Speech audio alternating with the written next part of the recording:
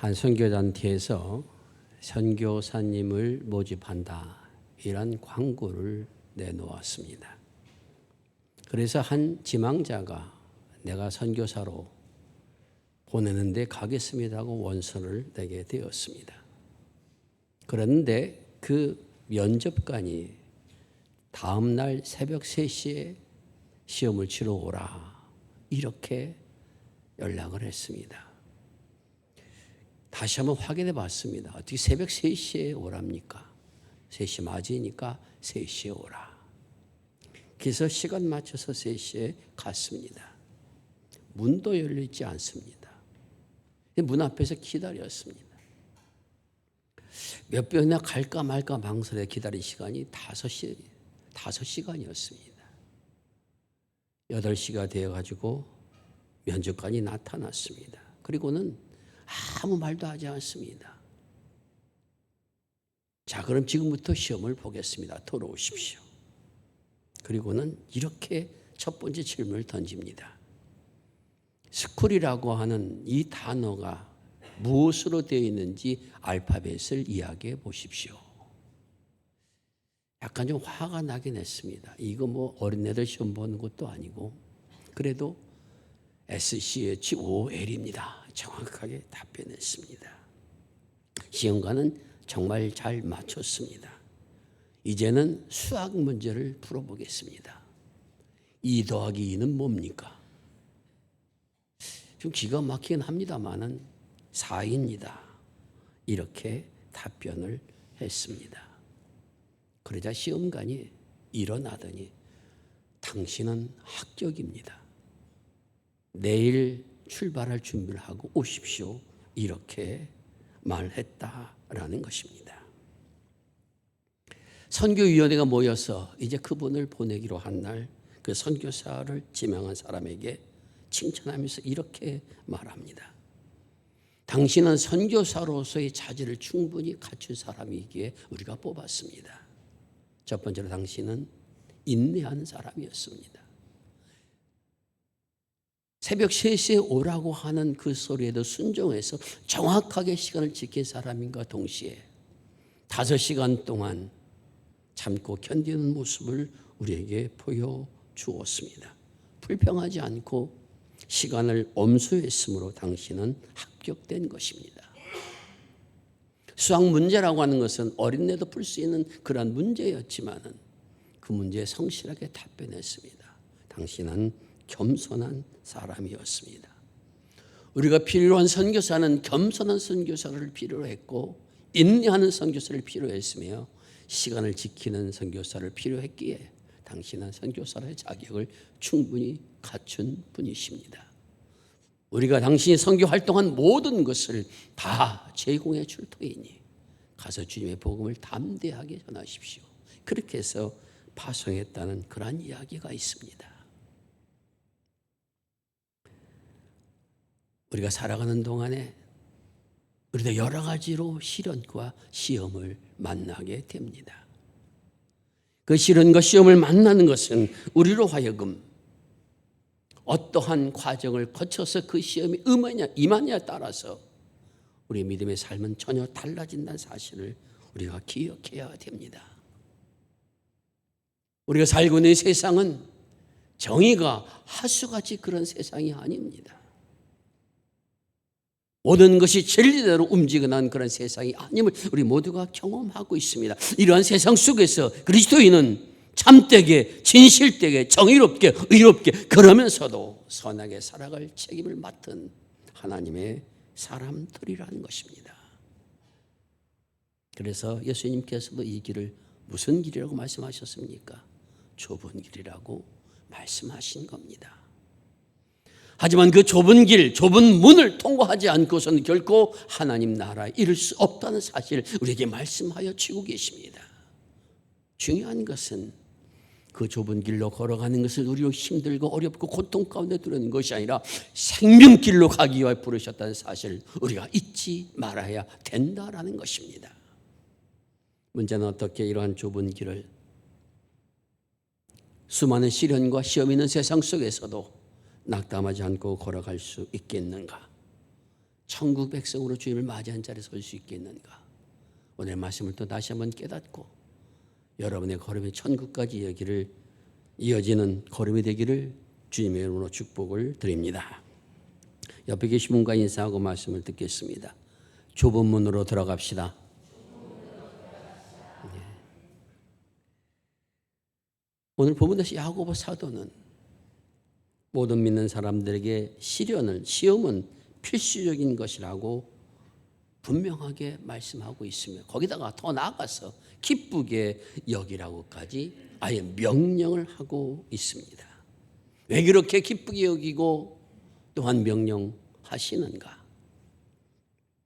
시험을 견디는 사람들, 그것을 통해서 인내가 자라나게 되며 그 인내가 자랄 때 성도는 점점 더 온전하게 되어 간다라는 것입니다. 한 번으로 되는 것이 아니라 마치 벽돌을 쌓아가듯이 인내를 쌓아 나가다 보면은 온전한 믿음의 사람으로 성숙해 나아간다라는 것입니다. 그러므로 그렇게 되기까지 참고 견디는 사람이 되라라고 말씀하여 주고 계십니다. 온전하다라는 단어는 어떠한 것이냐? 끝이란 단어입니다.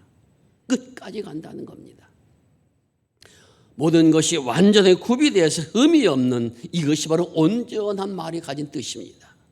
하나님 앞에 이스라엘 백성이 제물을 드릴 때 상처도 나지 아니하고 튼튼하고 좋은 그런 흠없고 순전한 것을 드리라고 말씀하셨는데 바로 그 단어가 온전한 단어 속에 담겨져 있습니다. 최고의 것이라고 하는 것, 완벽하다는 의미가 그 속에 담겨져 있습니다.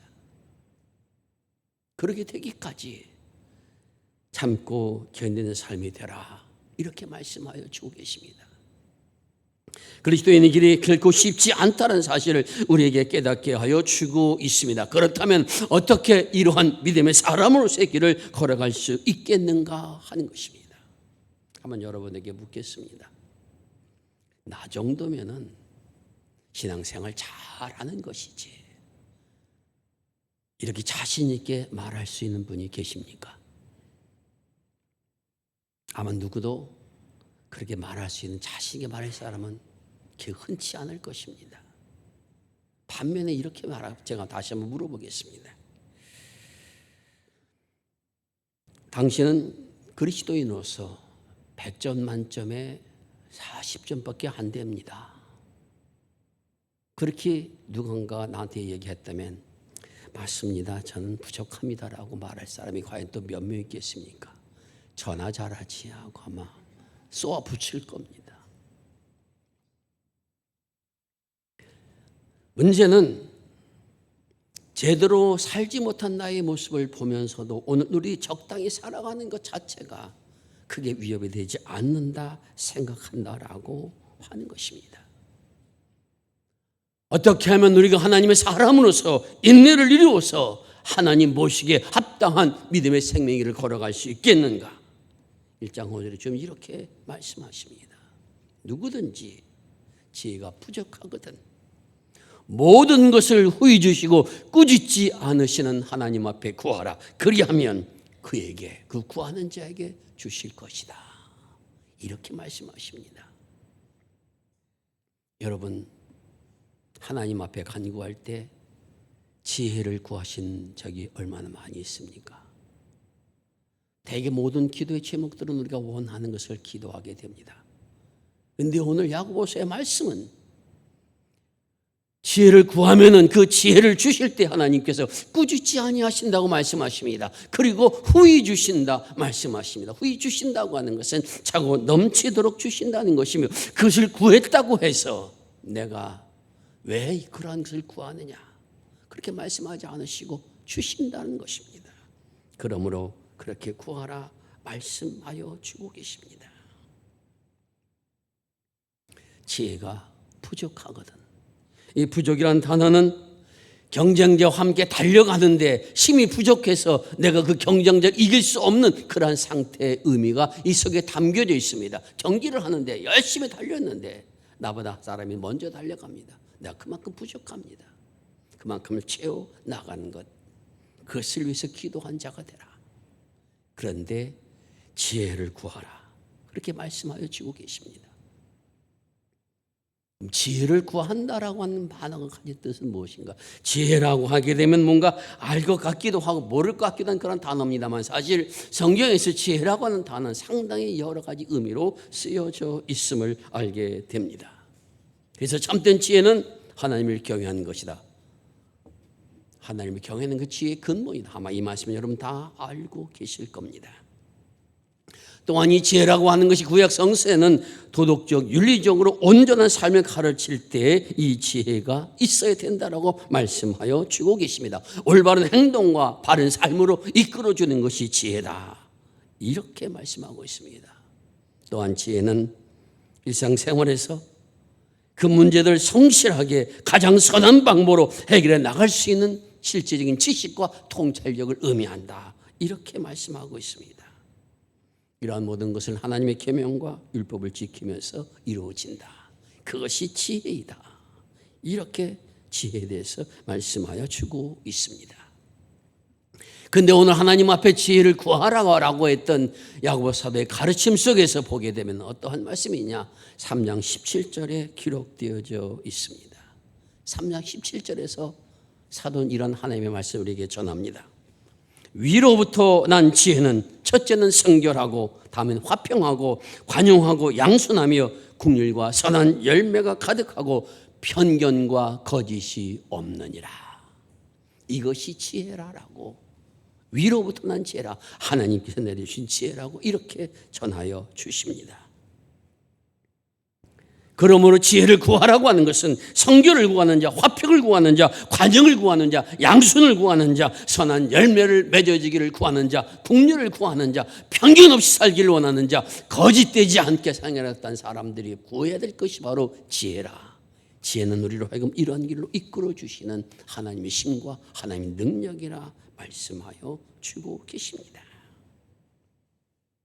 이러한 것을 구하면은 꾸짖지 아니하시고 후히 주셔서 인내를 열 수 있도록 인도하여 주시며 하나님 보시기에 미달되지 않은 합당한 생을 살아갈 수 있는 역사가 이루어진다라고 하는 것을 분명하게 말씀하여 주고 계십니다. 편견 없이 사람을 대하고 거짓되지 않고 진실하게 대할 수 있는 힘이 이 지혜로부터 나온다라는 것입니다.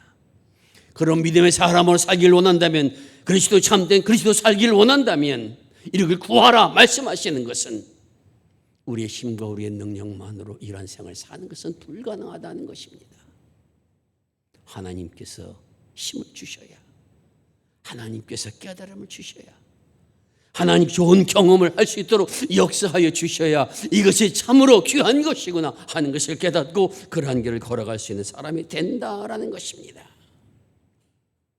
사랑하는 여러분, 처음에 말씀드린 세상은 많은 유혹과 시련이 있는 그러한 것입니다. 이러한 세상 속에서, 거짓이 있는 세상 속에서, 악이 있는 세상 속에서 내가 참던 그리스도의 삶을 살기 위해서는 우리의 힘과 우리의 의지와 우리의 노력만으로는 불가하다는 것을 알고 하나님 앞에 지혜를 구하라, 이렇게 우리에게 명령하여 주고 계신 이 명령 앞에 순종할 수 있기를 바랍니다. 문제는 내가 나의 부족함을 얼마만큼 깨닫느냐 하는 여기에 있습니다. 제가 한번 말씀드렸는데, 공부 잘하는 사람과 못하는 사람의 차이가 뭔지 말씀을 드렸습니다. 잘하는 사람들은 항상 더 많이 배워야 된다고 생각을 합니다. 근데 못하는 사람은 다 한다고 그래요. 너 공부 다 했냐? 다 했다고 그래요. 근데 시험 보고 오면 다 한 것 같지가 않습니다. 우리가 믿음으로 살아가는 동에서 나의 부족한 것이 무엇인지를 아는 지혜가 필요하다는 겁니다. 내가 관용하는 마음이 부족한 것은 아닌가? 오늘 내가 성결한 생을 살지 못하고 있지 않은가? 나는 조그만 일에도 자주 다투는 사람인가? 나는 사람을 내 생각대로만 보는 사람은 아닌가? 이런 자신의 부족함을 보는 눈이 먼저 있어야 된다라는 것입니다. 자신의 부족한 것을 아는 사람은 자신의 것을 보는 사람들, 주님께서 그걸 더 가르쳐서 우리가 뭐라고 말씀하셨습니까?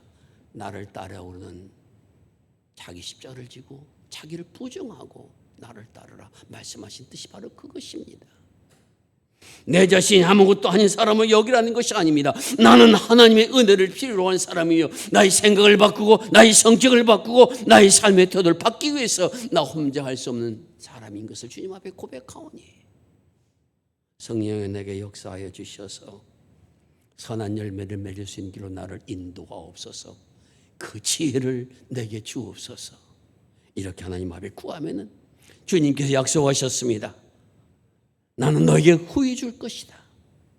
어떤 것을 구해도 이거 지혜를 구하여서 믿음의 사람이 되기를 원한다면 나는 너를 꾸짖지 않을 것이다. 비록 온전치 못하다 할지라도 지켜보며 너에게를 인도해 주실 것이다. 주님 그렇게 말씀하여 주고 계십니다. 거룩한 백성의 미를 걸어가기 위하여, 하나님 나라의 거룩한 백성으로 서기 위하여 나의 부족함을 구하고 또한 하나님 앞에 간구함을 통해서 이러한 믿음의 길 잘 달려가는 그런 은혜가 우리 모두에게 임할 수 있기를 바랍니다. 그러나 여기에도 우리 마음속에 갈등과 범인이 일어날 수가 있다라는 것입니다. 그래서 믿음으로 구하고 조금도 의심하지 말라, 이렇게 강조해도 말씀하십니다. 내 속에도, 내 마음속에서도 이런 마음 저런 마음이 함께 나누어서 갈등하여 싸울 수밖에 없는 것이 오늘 우리의 모습이라는 것입니다. 이러한 것은 위대한 사도였던 바울 사도도 마찬가지였습니다. 그는 이렇게 고백합니다. 내 성 내 육신 안에 선한 것이 거하지 아니하는 줄을 아노니 원함은 내게 있으나 선을 행하는 것은 없노라. 내가 원하는 선은 행하지 아니하고 도리어 원하지 아니한 바 악을 행하는도다. 그럼 내가 원하지 아니한 그것을 하면 이를 행하는 자 내가 아니요 내 속에 거하는 죄리라. 그러면 내가 한 법을 깨달았느니 곧 선을 행하기 원하는 나에게 악이 함께 있는 것이로다.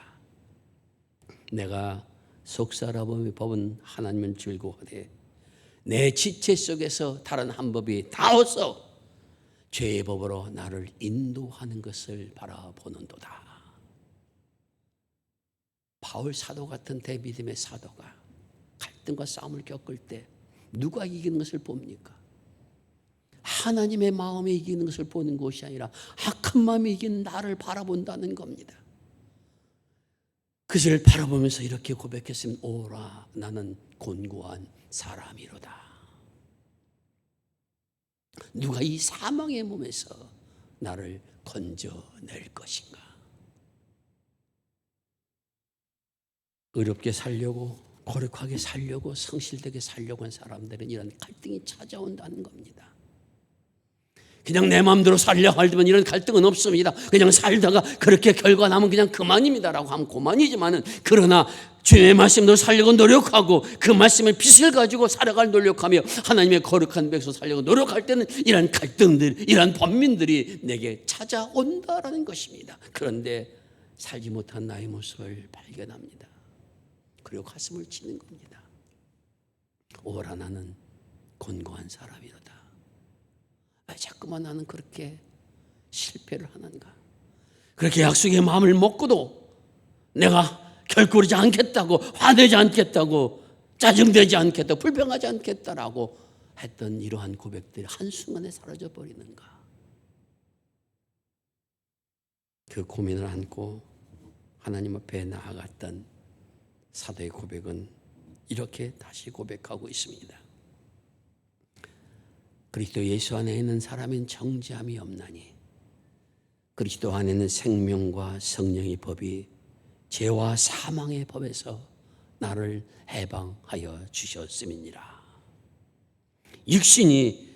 율법이 육신으로 말미암아 할 수 없는 것을 하나님은 하시나니 그리스도를 이 땅에 죄의 모습으로 보내셔서 육신을 따르지 않고 이제 그 영을 따라 행하는 사람으로 우리를 불러주셨음이니라 하는 사실을 깨닫는 겁니다. 오라 나는 공고한 사람이지만 이 사망의 몸에서 주께서 나를 구속하여 주셔서 나로 하여금 율법을 따르는 자가 아니라 율법을 완성하는 자로 세워주셨음을 믿는 자리에 세워주셨음을 나는 믿노라. 나는 깨달았노라. 나는 악한 영의 지배를 받는 사람이 아니라 선한 영의 지배를 받도록 하나님께서 나를 세워주신 사람이로라. 그러므로 나는 이제 그러한 길을 걸어간 사람이 되었노라. 이것이 바로 바울 사도가 가졌던 믿음의 고백인 것입니다. 하나님께서 우리를 죄와 사망의 법에서 해방시켜 주신 것은 사도만 아니라 오늘 우리들도 그렇게 해주셨다는 사실을 잊지 말라라는 것입니다. 의심하지 말고 믿고 구하라. 지혜를 주시면 이것을 깨닫게 하시고 이것을 믿게 하여 주셔서 이제 하나님의 영을 따라 살아가는 사람으로 인도하여 주실 것이니 구하여 그러한 길을 걸어가는 사람이 되라. 이렇게 우리에게 명령하여 주시는 것입니다. 그러면 여러분, 마음의 결정을 결 때 어떻게 해야 됩니까? 후회 주신다고 나와서 하나님 앞에 구하는 겁니다. 주님, 오늘 제가 이러저러한 문제로 불평이 일어나고 갈등이 일어나고 그냥 화를 한 번 내서 다 이런 마음이 생겨납니다.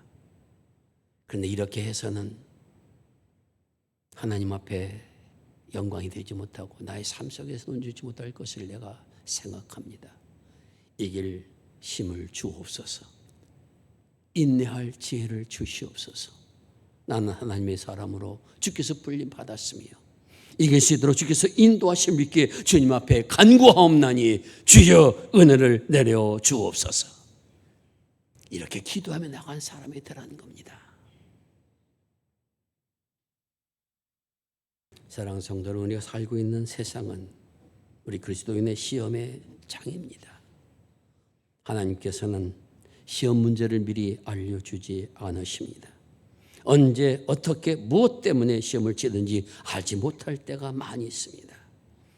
다만 시험에 출제하지 하나님께서는 오늘 우리들이 더 성숙한 그리스도인으로서 하나님 나라에 합당한 생명으로 빚어가시는 역사를 이루어서 우리를 시험하신다라는 것입니다. 과목은 하나님께서 정하십니다. 너는 다른 사람들에게 좋지 못한 말을 많이 했으니 이제부터는 그 좋지 않은 말을 했을 때 어떤 결과가 나오는지 알게 하리라. 너는 불평을 많이 했으니 불평하는 자가 어떠한 처지에 형하는지 알게 되리라. 그러나 견디어 보면은 이 시험을 견디어 보면은 그것이 얼마나 너에게 유익이 되는지를 아리라.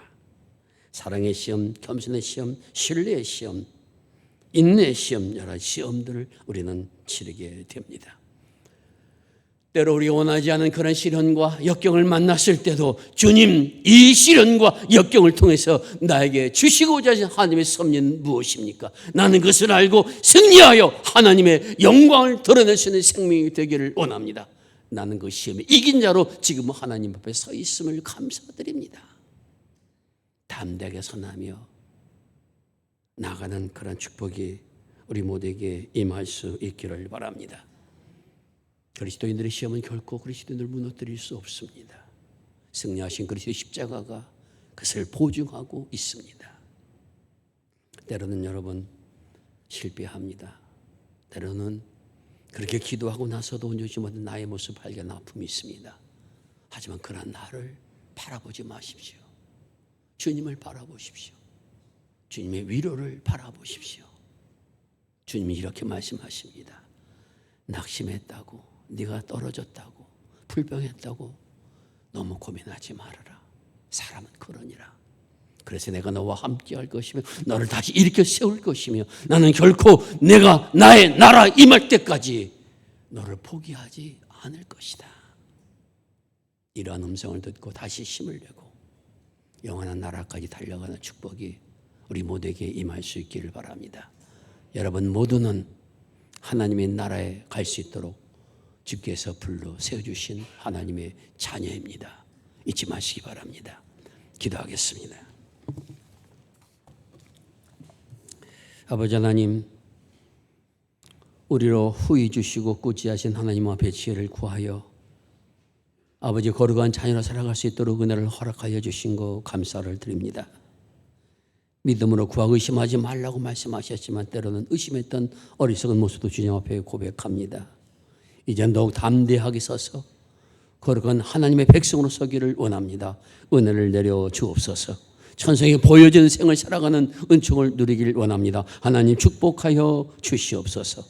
그러면 시련과 시험 속에서도 하나님의 거룩한 빛을 잃지 않게 하여 주옵시고 세상 속에 하나님의 살아계심을 전할 수 있는 믿음으로 우리의 인생들을 살아갈 수 있도록 축복하여 주시옵소서. 좁은 길을 통과하여 좁음을 통과하여 하늘의 영광을 맛보는 은총을 우리 모두에게 허락하여 주시옵소서. 우리 구주 예수 그리스도 이름 의지하여 기도드리옵나이다. 아멘.